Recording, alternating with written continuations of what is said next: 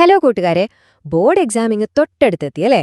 ഫിസിക്സിലെ ഏറ്റവും രസകരമായ ഒരു ചാപ്റ്ററാണ് മനുഷ്യനേത്രവും വർണ്ണമനോഹരമായ ലോകവും. പേടിക്കേ വേണ്ട, വെറും 5 മിനിറ്റിനുള്ളിൽ നമുക്കിതിലെ പ്രധാനപ്പെട്ട എല്ലാ കാര്യങ്ങളും പെട്ടെന്നൊന്ന് റിവൈസ് ചെയ്തെടുക്കാം. റെഡിയല്ലേ? അപ്പോൾ ഈ മുഴുവൻ ചാപ്റ്ററിനെയും നമുക്ക് ഒരൊറ്റ ചോദ്യത്തിലേക്ക് കൊണ്ടുവരാം.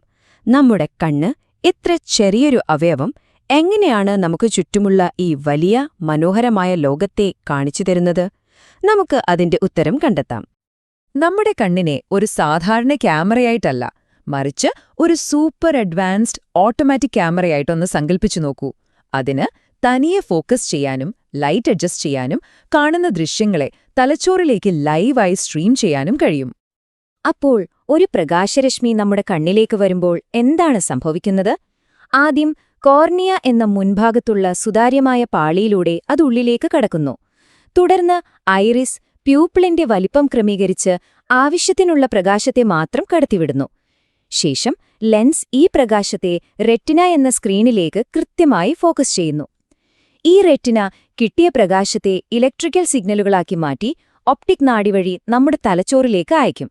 അവിടെ വെച്ചാണ് നമ്മൾ കാഴ്ച എന്ന അനുഭവം തിരിച്ചറിയുന്നത്. സിമ്പിളല്ലേ?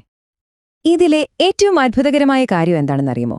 നമ്മൾ അടുത്തുള്ള ഒരു പുസ്തകം വായിക്കുമ്പോഴും പെട്ടെന്ന് ദൂരെയുള്ളൊരു മരത്തിലേക്ക് നോക്കുമ്പോഴും നമ്മുടെ കണ്ണ് എങ്ങനെയാണ് ഫോക്കസ് മാറ്റുന്നതെന്നതാണ്. ആ ഒരു മാന്ത്രികതയെക്കുറിച്ചാണ് നമ്മളിനി നോക്കാൻ പോകുന്നത്. ഈയൊരു സൂപ്പർ പവറിനെയാണ് നമ്മൾ പവർ ഓഫ് അക്കോമഡേഷൻ എന്ന് പറയുന്നത്. അതായത് നമ്മുടെ കണ്ണിന്റെ ലെൻസിന് അതിന്റെ ഫോക്കൽ ലെങ്ത് സ്വയം കൂട്ടാനും കുറയ്ക്കാനുമുള്ള കഴിവ്. ഇതുകൊണ്ടാണ് നമുക്കടുത്തുള്ളതും ദൂരെയുള്ളതുമായ വസ്തുക്കളെ ഒരുപോലെ വ്യക്തമായി കാണാൻ സാധിക്കുന്നത്. ഇതെങ്ങനെയാണ് പ്രവർത്തിക്കുന്നതെന്ന് നോക്കൂ. നമ്മൾ ദൂരെയുള്ള ഒരു വസ്തുവിനെ നോക്കുമ്പോൾ സീലിയറി പേശികൾ റിലാക്സ് ചെയ്യും. അപ്പോൾ ലെൻസ് നേർത്തതാവും, ഫോക്കൽ ലെങ്ത് കൂടും. ഇനി നമ്മൾ അടുത്തുള്ള ഒരു വസ്തുവിനെയാണ് നോക്കുന്നതെങ്കിലോ അപ്പോൾ സിലിയറി പേശികൾ സങ്കോചിക്കും, ലെൻസിന്റെ കട്ടി കൂടും, ഫോക്കൽ ലെങ്ത് കുറയും. ഈയൊരു അഡ്ജസ്റ്റ്മെന്റാണ് പെർഫെക്റ്റ് ഫോക്കസ് തരുന്നത്. പരീക്ഷയ്ക്ക് വേണ്ടി ഈ നമ്പർ ഓർത്തുവെച്ചോളൂ, 25 സെന്റിമീറ്റർ. ഇതാണൊരു സാധാരണ കണ്ണിന് യാതൊരു സ്ട്രെയിനുമില്ലാതെ വ്യക്തമായി കാണാൻ പറ്റുന്ന ഏറ്റവും കുറഞ്ഞ ദൂരം. ഇതിനെ നമ്മൾ നിയർ പോയിന്റ് എന്ന് വിളിക്കും. പക്ഷേ ഈ അക്കമഡേഷൻ പവറിന് ചിലപ്പോൾ തകരാറുകൾ സംഭവിക്കാം. പ്രായം കൂടുമ്പോഴോ മറ്റു കാരണങ്ങൾ കൊണ്ടോ ഇത് ദുർബലമാവാം. അപ്പോഴാണ് കാഴ്ചാവൈകല്യങ്ങൾ ഉണ്ടാകുന്നത്. നമുക്ക് ഏറ്റവും സാധാരണയായി കാണുന്ന കുറച്ചെണ്ണം നോക്കാം. ഈ ടേബിൾ വളരെ പ്രധാനപ്പെട്ടതാണ്. ഒന്നാമത്തേത് ഹ്രസ്വദൃഷ്ടി അഥവാ മയോപ്പിയ. ഇവർക്ക് അടുത്തുള്ളത് കാണാം, പക്ഷെ ദൂരെയുള്ളത് വ്യക്തമായി കാണില്ല. ഇത് പരിഹരിക്കാൻ നമ്മൾ കോൺകേവ് ലെൻസ് ഉപയോഗിക്കും. രണ്ടാമത്തേത് ദീർഘദൃഷ്ടി അഥവാ ഹൈപ്പർമെട്രോപ്പിയ. ഇവർക്ക് ദൂരെയുള്ളത് കാണാം, പക്ഷെ അടുത്തുള്ളത് വായിക്കാനോ കാണാനോ ബുദ്ധിമുട്ടായിരിക്കും. ഇതിന് പരിഹാരം കോൺവെക്സ് ലെൻസാണ്.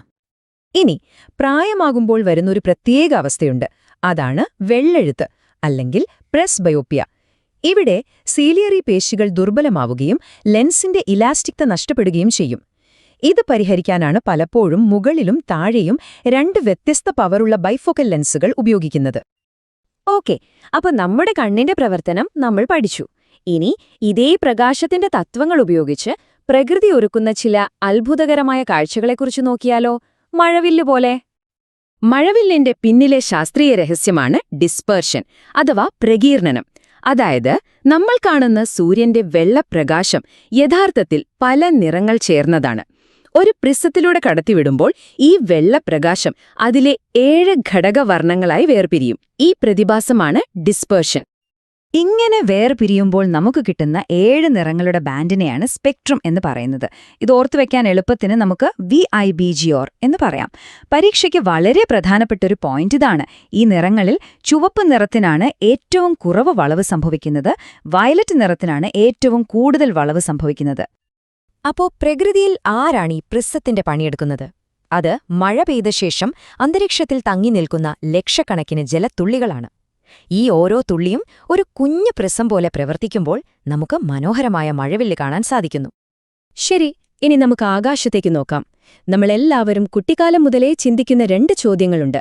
എന്തുകൊണ്ടാണ് നക്ഷത്രങ്ങൾ മിന്നിത്തിളങ്ങുന്നത്? പിന്നെ എന്തുകൊണ്ടാണ് ആകാശത്തിന് നീലനിറം?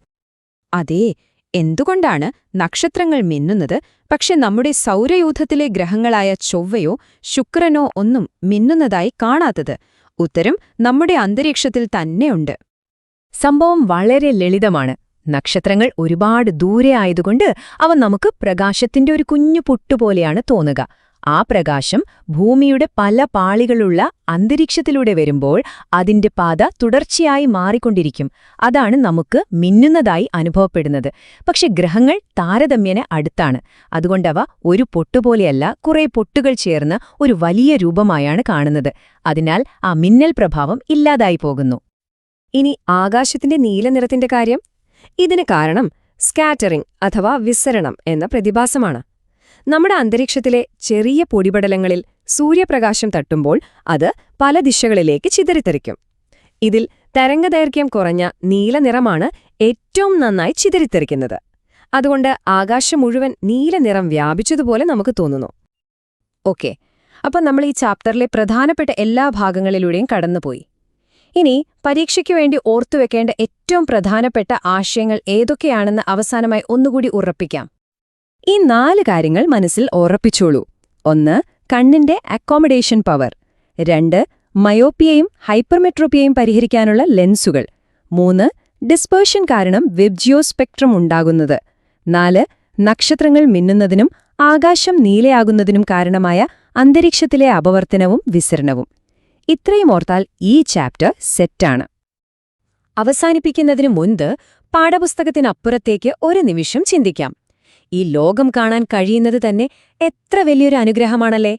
ഈ കാഴ്ച എന്ന സമ്മാനം നമുക്ക് മറ്റൊരാൾക്ക് കൂടി കൈമാറാൻ കഴിഞ്ഞാലോ? നേത്രദാനത്തിലൂടെ ഒരുപാട് പേരുടെ ഇരുണ്ട ജീവിതത്തിലേക്ക് വെളിച്ചം പകരാൻ നമുക്കോരോരുത്തർക്കും സാധിക്കും. എല്ലാവർക്കും പരീക്ഷയിൽ മികച്ച വിജയം ആശംസിക്കുന്നു.